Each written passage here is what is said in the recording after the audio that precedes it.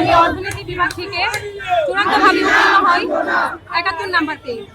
আচ্ছা, এই যে আমাদের গণবিজ্ঞপ্তি দেওয়া হচ্ছে না, এইখানে আমাদেরকে বলা হয়েছে আমরা অযোগ্য।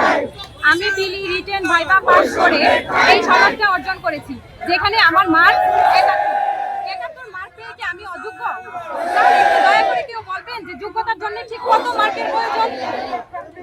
আমরা এই যে বৈষম্যের শিকার হয়েছি, এটার কোনো সমাধান আমরা পাইনি, কারণ আমাদের সনদের মেয়াদ ৩ বছর দেওয়া হয়েছে, এরপরেও আমাদের কোনো বিশেষ গণবিজ্ঞপ্তি দেওয়া হচ্ছে না।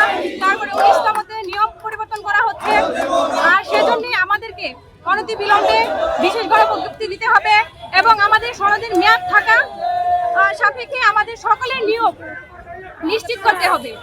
আমি ৭১ মার্ক পেয়ে যদি বঞ্চিত হই, তাহলে কত মার্ক পেলে কেউ বঞ্চিত হবে না?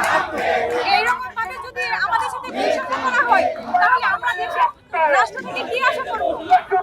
আমরা মনে করি আমরা যারা সরকারি প্রত্যেককে নিয়োগের আওতায় এনে আমাদেরকে এই বৈষম্য থেকে মুক্তি দেওয়া হয়।